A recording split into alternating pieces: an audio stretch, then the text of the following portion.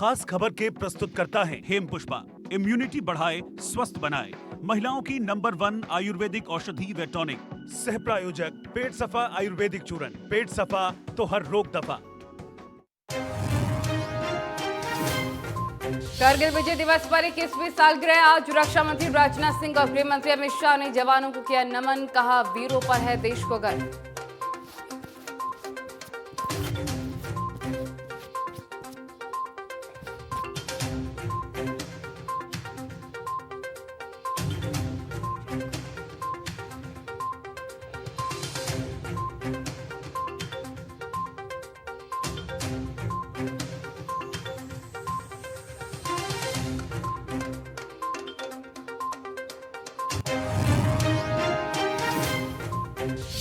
Deputy CM Dushyant Chautala ने भी शहीदों को किया नमन, बोले कि ये तिरंगा उम्र भर कश्मीर पर लहराएगा, जो भी हमारे से टकराएगा खाक में मिल जाएगा।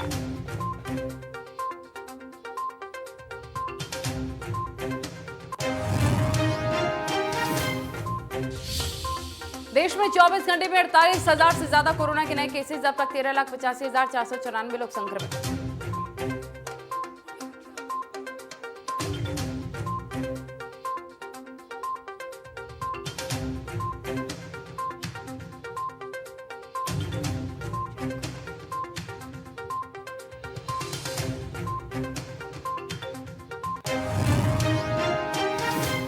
हरियाणा में भी नहीं थम रही कोरोना की रफ्तार, एक दिन में आए 784 नए कोरोना के केसेस, 7 मरीजों की मौत, अब तक 30,538 लोग संक्रमित। फरीदाबाद में 198 तो गुरुग्राम में 98 नए केस आए सामने।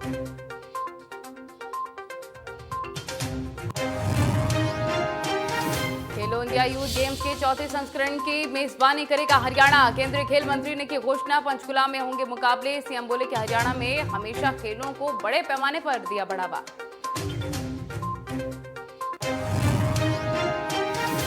रजिस्ट्री घोटाले पर सियासी घमासान तेज, अवैध का वार, शराब और धान समेत एक ही मंत्री के विभागों में हुए कई घोटाले।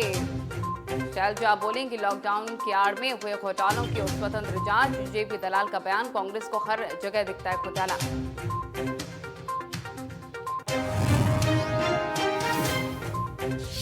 पीलोखेड़ी के आरजेडी गांव में मामूली कासूनी को लेकर 2 गुटों में खूनी संघर्ष, दर्जनों लोगों ने एक परिवार पर बोला हमला, 5 घायल।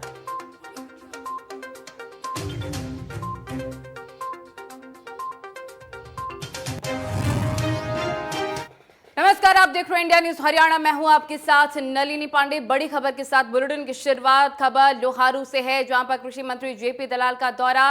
विधानसभा क्षेत्र के कई कार्यक्रमों में वो शिरकत करेंगे और मुक्तिधाम में पौधारोपण अभियान भी उनको करना है, जिसका शुभारंभ करेंगे। और साथ ही झूपाकला गांव में एक कार्यक्रम में भी वो शिरकत करेंगे। सिवानी के लदवानी तालाब पर भी नवनिर्मित ट्रेन का करेंगे उद्घाटन। और साथ ही सेठ मेघराज जिंदल राजकीय महाविद्यालय में वो पौधारोपण करेंगे। महाविद्यालय में जन समस्याएं सुनकर उनका समाधान भी करेंगे। तो आज क्या कुछ खास रहने वाला है, हम आपको बता रहे हैं। कृषि मंत्री का अहम दौरा, विधानसभा क्षेत्र के कई कार्यक्रमों में वो शिरकत करेंगे। पौधारोपण भी उनको करना है, मुक्तिधाम में पौधारोपण करेंगे और साथ ही कई जगहों पर पौधारोपण के साथ ही समस्याएं भी सुनेंगे जनता की। झुंपाखला गांव में एक कार्यक्रम में शिरकत उनको करनी है और सिवनी के लदवानी तालाब पर नवनिर्मित ट्रेन का वो उद्घाटन करने वाले हैं। तो आज कई कार्यक्रम है, बड़ी जानकारी आपको दे रहे हैं। लोहारू से कृषि मंत्री जेपी दलाल के अहम कार्यक्रम और विधानसभा क्षेत्र के कई कार्यक्रमों में वो शामिल होने वाले हैं। मुक्तिधाम में पौधारोपण अभियान का शुभारंभ करेंगे। झुपाखला गांव में एक कार्यक्रम है, उसमें वो शामिल होने वाले हैं। कृषि मंत्री का अहम दौरा बताया जा रहा है, क्या कुछ खास रहेगा इस दौरे के दरमियान आपको बड़ी जानकारियां दे रहे हैं।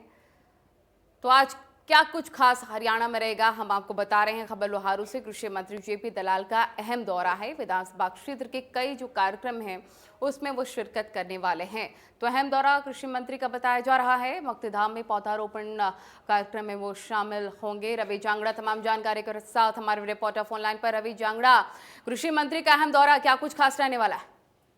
बिल्कुल नलिनी, बताना चाहूंगा आज कृषि मंत्री लोहारू विधानसभा क्षेत्र के कई कार्यक्रमों में बतौर मुख्य अतिथि शिरकत करने वाले हैं।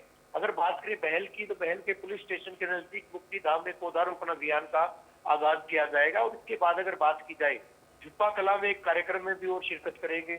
सिवानी के लगधवानी तालाब में करोड़ों रुपए की लागत से जो नवनिर्मित बरसाती व गंदे पानी की निकासी के लिए एक ड्रेन बनाई जानी है, उसका भी उनके द्वारा उद्घाटन किया जाएगा। वहीं अगर बात करें कृषि मंत्री, सिवानी के सेठ मेघराज जिंदल राजकीय महाविद्यालय में भी उसके प्रांगण में पौधारोपण अभियान की शुरुआत करेंगे और साथ ही साथ जन समस्याएं भी वहां पर सुनी जाएंगी, मौके पर उनका निपटान सुनिश्चित किया जाएगा। तो आज 4-5 जगहों पर कृषि मंत्री कार्यक्रमों में शिरकत करेंगे। लोहारू हल्के के कार्यक्रम है जिनमें महल की चाहे बात करें, जुत्ता कला की बात करें, बड़े बड़े गांव हैं और इसके अलावा सिवानी जहाँ पर कॉलेज में ना कर पौधारोपण अभियान की शुरुआत की जाएगी, बल्कि साथ ही साथ जन समस्याएं भी सुनी जाएंगी। अगर लोहारू की बात की जाए, क्या कुछ समस्याओं का सामना आम लोगों को, किसानों को करना पड़ रहा है? जन सुनवाई में कौन कौन सी समस्या और समाधानों का आश्वासन देने वाले हैं आज? देखिए, सबसे बड़ी समस्या अगर इस क्षेत्र की अगर बात करें, लोहारू के बीठन गांव की चाहे बात करें, चैड़कला गांव की बात करें, अभी एक सप्ताह पहले, करीबन 1.5 सप्ताह पहले की अगर मैं बात करूं, यहाँ पर टिड्डी दल का अटैक हुआ था। रातों रात खुद कृषि मंत्री, क्योंकि इसी हल्के से वो विधायक भी हैं, तो रातों रात उनके द्वारा दौरा किया गया था और ठीक इसी बिना पर न केवल इस हल्के में बल्कि दूसरे इलाकों में भी वो व्यवस्थाएं की गई थी कि टिड्डी दल के अटैक से लोगों को बचाया जा सके, खासतौर पर किसानों की अगर बात करें। वहीं अगर दूसरी तरफ बात की जाए नलिनी, सिवानी क्षेत्र की बरसाती पानी की दिक्कत थी, कहीं न कहीं ड्रेनेज की समस्या थी, तो वहां पर ड्रेनेज की समस्या, तमाम समस्याएं हैं उनके लोगों की, जो कि आज सुनवाई होने वाली है। आगे बढ़ेंगे खबर बल्लभगढ़ से, जहां पर कई कार्यक्रमों में शामिल होंगे मूलचंद शर्मा। बताया जा रहा है अहम कार्यक्रम है। बल्लभगढ़ से खबर आपको बता रहे हैं, मंत्री मूलचंद शर्मा सौगात भी देने वाले हैं। भाटिया कॉलोनी में पानी की पाइपलाइन का वहां पर सौगात और 55 लाख की लागत से बिछाई जाएगी पानी की पाइपलाइन। सेक्टर 61-62 और डिवाइडिंग रोड पर भी पौधारोपण कार्यक्रम है जिसमें वो शिरकत करने वाले हैं। तो बड़ी जानकारी आपको दे रहे हैं मंत्री मूलचंद शर्मा, आज बड़ी सौगात देने वाले हैं। आज क्या कुछ खास रहने वाला है आपको बता रहे हैं। बल्लभगढ़ से खबर बता रहे हैं, कई कार्यक्रमों में उनको शिरकत करनी है और भाटिया कॉलोनी में पानी की पाइपलाइन का भी शिलान्यास उनके द्वारा किया जाएगा।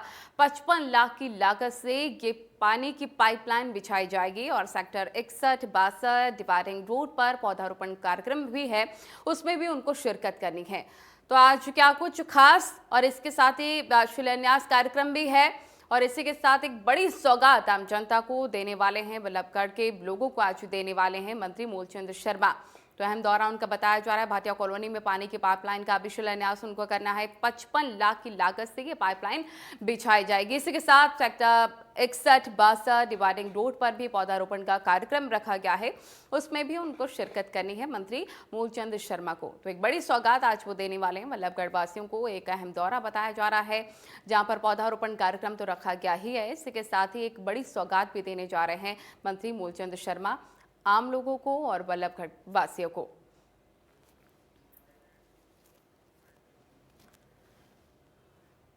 आगे बढ़ेंगे और खबर गोहाना से आपको बता दें क्या कुछ खास रहने वाला है। सांसद दीपेंद्र हुड्डा की 12 बजे प्रेस कॉन्फ्रेंस है और विधायक जगबीर मलिक के आवास पर वो प्रेस कॉन्फ्रेंस करेंगे। दीपेंद्र हुड्डा गठबंधन सरकार को घेरने की पूरी कवायद कर सकते हैं और सरकार की नीतियों के खिलाफ जानकारियां भी देंगे और बड़ौदा उपचुनाव की तैयारियों पर भी दीपेंद्र हुड्डा बातें रखने वाले हैं। तो आज क्या कुछ खास रहने वाला है आपको बता रहे हैं।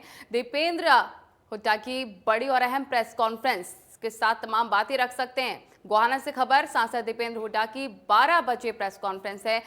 विधायक जगबीर मलिक के आवास पर करेंगे प्रेस कॉन्फ्रेंस। 12 बजे का वक्त बताया जा रहा है। दीपेंद्र हुड्डा गठबंधन सरकार को घेरने की पूरी कोशिश करेंगे और सरकार की नीतियों के खिलाफ मीडिया को जानकारी देंगे।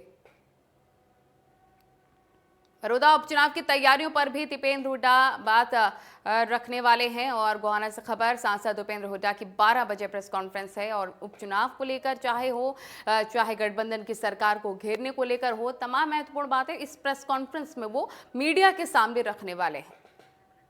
सनी मलिक तमाम जानकारी के साथ फोन लाइन पर जुड़ गए हमारे रिपोर्टर सनी मलिक। 12 बजे प्रेस कॉन्फ्रेंस है, बताया जा रहा है कि गठबंधन की सरकार को घेरने की कोशिश भी करेंगे, साथ ही उपचुनाव को लेकर क्या तैयारी है वो भी जानकारी देंगे मीडिया को। जी नलिनी, जिस तरह से लगातार बड़ौदा का उपचुनाव धीरे धीरे नजदीक आ रहा है, वैसे जितने भी बड़े नेता हैं, चाहे बीजेपी की बात करें, जेजेपी की बात करें, फिर कांग्रेस की बात करें, लगातार बड़ौदा में अपना डेरा है वो जमाए हुए। आज राज्यसभा सांसद और कांग्रेस के बड़े नेता दीपेंद्र सिंह हुड्डा वहां पहुंचेंगे। वो लोग 12 बजे के आसपास विधायक जगबीर वली की जो निवास स्थान है वहां पर एक प्रेस कॉन्फ्रेंस करेंगे। हालांकि ये बात स्पष्ट है नलनी की जो ये प्रेस कॉन्फ्रेंस होने वाली है ये बड़ौदा उपचुनाव को लेकर होने वाली है और सरकार पर जंग का निशाना है वो दीपेंद्र सिंह हुड्डा साधेंगे। चाहे सरकार की रणनीतियों को वो गलत बताएंगे या फिर बड़ौदा उपचुनाव की तैयारियां हैं वो मीडिया के सामने रखेंगे, क्योंकि इससे पहले भूपेंद्र सिंह हुड्डा भी लगातार सरकार पर हमलावर होते रहे हैं बड़ौदा उपचुनाव को लेकर। और आज दीपेंद्र सिंह हुड्डा की एक बड़ी कॉन्फ्रेंस है, क्योंकि भूपेंद्र सिंह हुड्डा पहले ही ये कह चुके हैं कि दीपेंद्र हुड्डा बड़ौदा उपचुनाव की कमान संभालेंगे और वही तय करेंगे कैंडिडेट कौन होगा, उम्मीदवार कौन होगा कांग्रेस का बड़ौदा उपचुनाव में। जी नलिनी। बिल्कुल सनी मलिक, यहाँ पर रणनीति तो बनाई जा रही है इसको लेकर, तमाम प्रेस कॉन्फ्रेंस में हम जानकारियां गठबंधन को भी घेरने की पूरी कोशिश। बहुत शुक्रिया आपका तमाम जानकारी साझा करने के लिए। अहम दौरा और साथ ही प्रेस कॉन्फ्रेंस 12 बजे की बताई जा रही है। आगे बढ़ेंगे और पानीपत से खबर आपको बता दें, महंगे पेट्रोल डीजल के खिलाफ काफी रोष प्रदर्शन देखने को मिल रहा है। हरियाणा रोडवेज कर्मचारी तालमेल कमेटी का प्रदर्शन है और all India road transport workers federation के आह्वान पर यह प्रदर्शन होगा। डीजल पेट्रोल की कीमतों के खिलाफ सभी डिपो में विरोध प्रदर्शन है। महाप्रबंधकों के माध्यम से पेट्रोलियम मंत्री को एक ज्ञापन भी सौंपा जाएगा। तो बढ़ती कीमतों को लेकर, पेट्रोल डीजल के बढ़ते दामों को लेकर ये जबरदस्त प्रदर्शन चल रहा है और आज भी हरियाणा में क्या कुछ खास रहेगा, किस तरह से प्रदर्शन देखने को मिलेगा, उसके बारे में जानकारी हम आपको दे रहे हैं। हरियाणा रोडवेज कर्मचारी तालमेल कमेटी का ये प्रदर्शन बताया जा रहा है। अनिल हमारे रिपोर्टर तमाम जानकारी के साथ पानीपत से फोन लाइन पर। अनिल, बताया जा रहा है कि बढ़ती तेल की कीमतों को लेकर ये प्रदर्शन हो रहा है।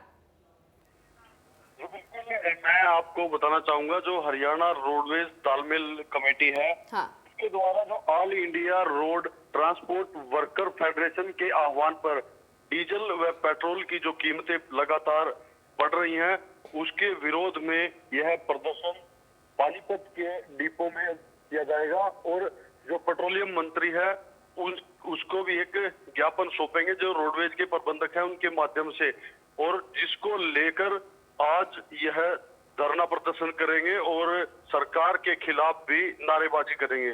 जी क्या अनिल, किसी तरह की सेवा बंद करने का आह्वान उनके द्वारा किया गया है? जी देखिए, जिस तरह से तेल और पेट्रोल और डीजल की कीमतें बढ़ रही हैं उसको लेकर लगातार इनका यही कहना है कि जब तक सरकार इनके रेट कम नहीं करती तो ये अपना प्रदर्शन रखेंगे। और ठीक है, बहुत शुक्रिया तमाम जानकारी पहुंचाने के लिए। सीधा आपको नेशनल वॉर मेमोरियल लेकर चलते हैं जहां पर शहीदों को नमन किया जा रहा है। ये लाइव तस्वीर आप तक पहुंचा रहे हैं हम। करगिल दिवस के मौके पर शहीदों को किया जा रहा है नमन।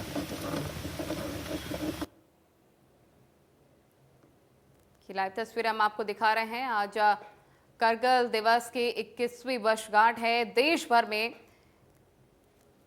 सैनिकों को नमन किया जा रहा है, श्रद्धांजलि अर्पित की जा रही है। ट्वीट के माध्यम से भी कोरोना काल, अब ऐसे में करगिल दिवस भी मनाया जा रहा है। पूरे सोशल डिस्टेंसिंग का पालन यहाँ पर किया जा रहा है।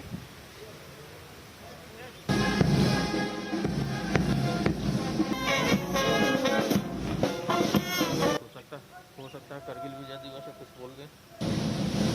शौर्य पराक्रम की 21वीं सालगिरह और ये लाइव तस्वीरें हम आपको यहाँ पर दिखा रहे हैं।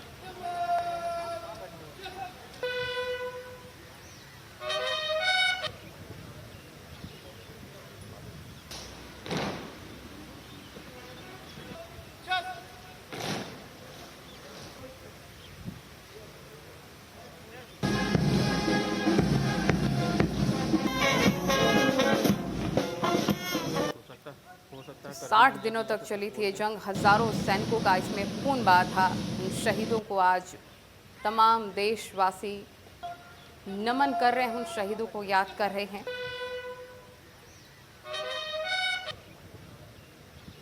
छब्बीस जुलाई 1999 भारत के वीर जवानों ने पाकिस्तान की कायराना हरकत का मुंहतोड़ जवाब देते हुए करगिल युद्ध में विजय प्राप्त की।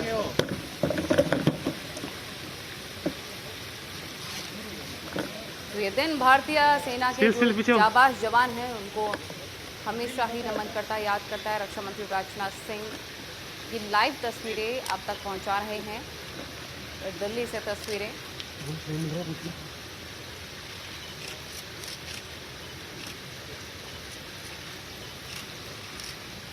तो 60 दिन तक लगातार हमारे सेना के जवान दुश्मनों से लोहा लेते रहे।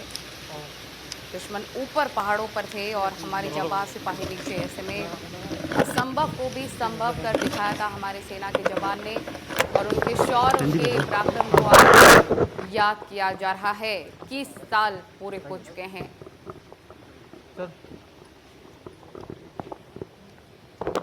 सर करगिल विजय दिवस है आज। कारगिल विजय दिवस के अवसर पर मैं समस्त देशवासियों को हार्दिक शुभकामनाएं देता हूं, और कारगिल की विजय दिलाने वाले जो हमारे सेना के जवान थे, उनकी शहादत सदैव हमारे लिए प्रेरणा के स्रोत के रूप में काम करेगी। सर एलएसी पर अभी भी तनाव बना हुआ है। कोई तनाव नहीं है।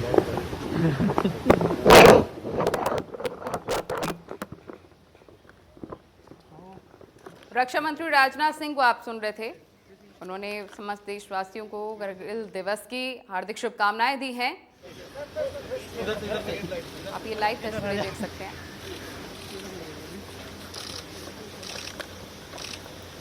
इक्कीस साल पूरे हो चुके हैं। शौर्य पराक्रम के 21वीं सालगिरह है आज।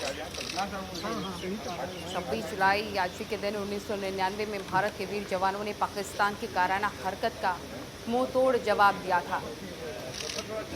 ये वॉर मेमोरियल की लाइव तस्वीरें आप तक पहुंचा रहे हैं। रक्षा मंत्री राजनाथ सिंह मौजूद हैं, जहां पर आज उन्होंने समस्त देशवासियों को कारगिल दिवस की हार्दिक शुभकामनाएं भी दी हैं।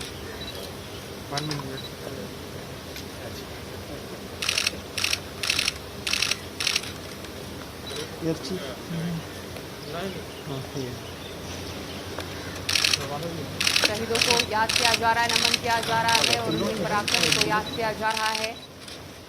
आज समस्त भारतीय, समस्त देशवासी कारगिल